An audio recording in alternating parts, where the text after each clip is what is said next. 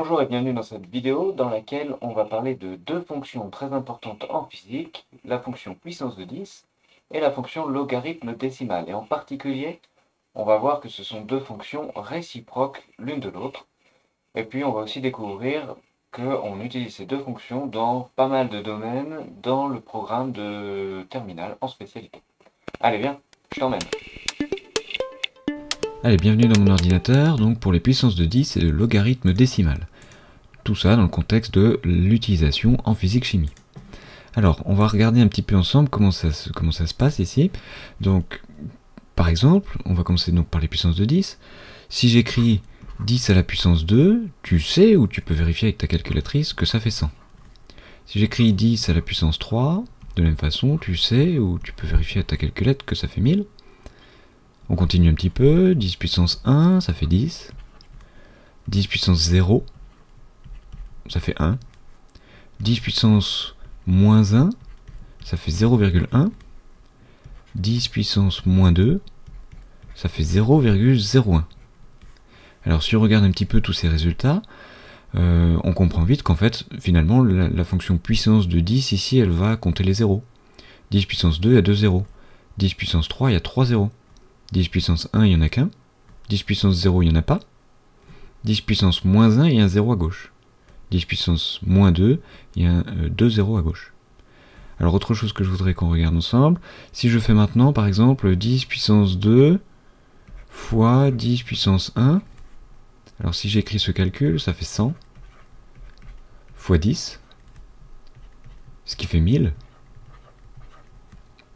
ce qui fait 10 puissance 3. Alors tu comprends que lorsque on multiplie des puissances de 10, qu'est-ce qui se passe pour les exposants? Finalement on les a additionnés, 2 plus 1, ça fait bien 3.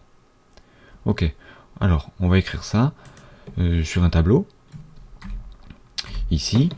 Alors je vais juste prendre ma craie, voilà.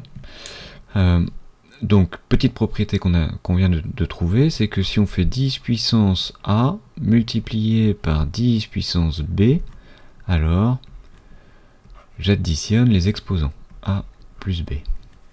De la même façon, si on fait la division, 10 puissance A divisé par 10 puissance B, alors les exposants se soustraient, 10 puissance A moins B. Ok, passons maintenant à la fonction logarithme décimal. Alors je te propose de faire un petit peu la même chose, c'est-à-dire d'explorer un petit peu avec ta calculatrice par exemple, quelques propriétés de la fonction log. On va pas tout faire, on va faire ce qui nous est utile. Alors par exemple, si j'écris log de 100, je trouve avec ma calculette que ça fait 2.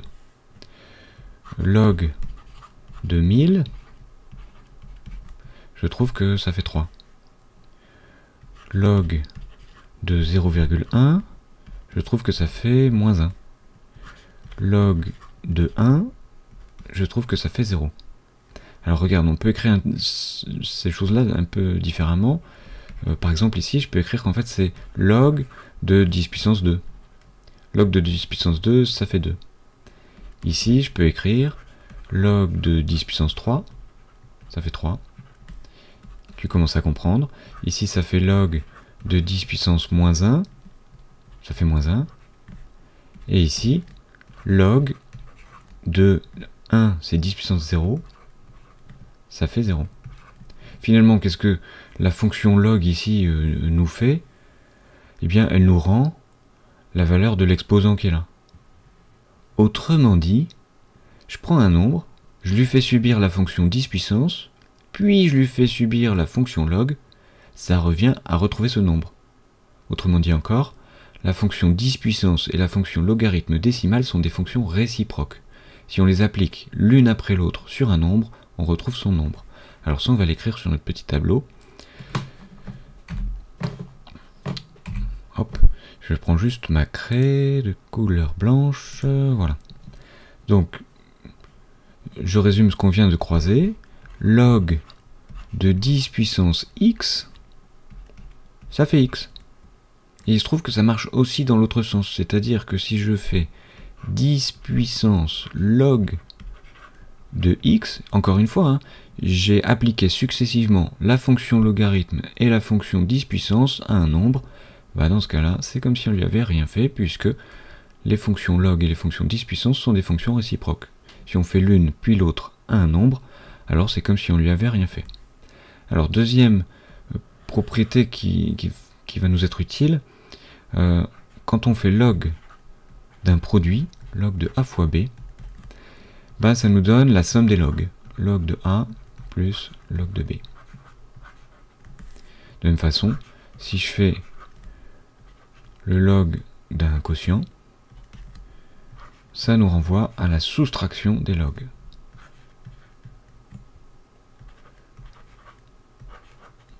Voilà, propriété ici à connaître. Je dirais, les deux sont importantes, mais ici, celle-là est essentielle dans le sens où on a appris que la fonction 10 puissance et la fonction log étaient des fonctions réciproques. Si on les applique successivement à un nombre, on retrouve ce nombre, comme si on n'avait rien fait. Allez, quelques exemples en physique-chimie. Premier exemple, à propos du pH en physique-chimie. C'est la première fois, peut-être dans le programme, que tu vois apparaître cette fonction log en physique-chimie, donc ici en chimie. Donc pH égale moins log de la concentration des ions oxonium H3O+, divisé par C0. Alors, petite utilisation, imaginons que la concentration d'une solution en H3O+, soit à 10-2 mol par litre. Alors je peux appliquer cette formule, ça me donne le pH égale moins log de 10 puissance moins 2. Ah, je me rends compte que j'utilise la fonction 10 puissance et la fonction log sur le chiffre moins 2, donc c'est comme si je n'avais rien fait. J'oublie pas le moins devant, donc moins 2, ce qui fait 2. Le pH d'une telle solution vaut 2. Alors ce qui peut être intéressant, c'est d'essayer d'inverser un petit peu cette formule. Celle-là, elle nous permet de calculer le pH. Connaissant la concentration des ions H3O+, on pourrait chercher la formule qui fait le contraire, c'est-à-dire qui permet de calculer la concentration des ions H3O+, connaissant le pH. Allez, on fait ce petit travail ensemble. Il s'agit d'inverser cette formule. Première chose qu'on peut faire, c'est, donc on veut isoler la concentration des ions H3O+, première chose qu'on peut faire, c'est un petit peu se débarrasser du moins. Donc je multiplie par moins 1 à gauche et à droite, ou je divise par moins 1 à gauche et à droite, c'est pareil. Donc ça fait moins pH égale log de la concentration des ions H3O+, divisé par C0. Je veux me débarrasser maintenant de la fonction log. Et bien pour ça, je vais utiliser la fonction réciproque de la fonction log, c'est-à-dire c'est la fonction 10 puissance. Donc j'applique la fonction 10 puissance à gauche et à droite du signe égal. Donc 10 puissance moins pH égale 10 puissance log de la concentration d'H3O+ sur C0. Comme ici j'ai appliqué successivement la fonction 10 puissance et la fonction log à tout ça, eh bien c'est comme si on n'avait rien fait à tout ça. Donc j'obtiens 10 puissance moins pH égale concentration des ions H3O+ divisé par C0. Et enfin j'ai plus qu'à me débarrasser du C0 qui m'embête, je le passe de l'autre côté en changeant son opération. Donc C0 fois 10 puissance moins pH égale concentration des ions H3O+. Petit exemple d'utilisation, je mesure le pH d'une solution, je trouve un pH de 6. Alors je peux calculer la concentration des ions H3O+ en utilisant ce qu'on vient de démontrer. Concentration des ions H3O+ égale C0 fois 10 moins pH, et là tu vois c'est très simple, puisque C0 vaut 1, ça fait 1 fois 10 moins 6, si le pH vaut 6, 1 fois 10 moins 6 mol par litre. Ok, deuxième exemple, cette fois-ci en physique. Alors c'est à propos du son, tu verras peut-être un peu plus tard dans le programme, que le niveau d'intensité sonore, L, exprimé en décibels, est relié à l'intensité sonore, I, à travers cette formule, et on voit apparaître à nouveau la fonction log. Ce qui peut être intéressant ici aussi, c'est d'inverser cette formule pour calculer l'intensité sonore connaissant le niveau d'intensité sonore. Donc ici on cherche à isoler I. On va commencer par se débarrasser du 10 qui nous embête, donc on divise par 10 de l'autre côté, on change son opération, donc L sur 10 égale log de I sur I0. Maintenant ce qui m'embête c'est que I est encapsulé dans la fonction log, je vais la faire disparaître en prenant sa fonction réciproque, 10 puissance. Donc 10 puissance de L sur 10 égale 10 puissance de log de I sur I0. 10 puissance de log, c'est comme si on faisait rien. Donc ici 10 puissance de log de I0, de I sur I0, pardon, ça fait I sur I0. Enfin, je vais me débarrasser du I0. Il divise de ce côté-là, je vais le passer de l'autre côté en changeant son opération, on va multiplier. I0 fois 10 puissance L sur 10 égale I, et puis j'inverse juste ici l'écriture pour avoir I à gauche. I finalement égale I0 fois 10 puissance de L sur 10. Excellent.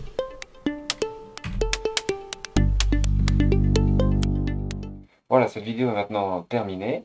Si jamais elle t'a plu ou elle t'a été utile, n'hésite pas à mettre un pouce bleu, n'hésite pas non plus à t'abonner si ce n'est pas déjà fait. Et je te dis à la prochaine. Salut!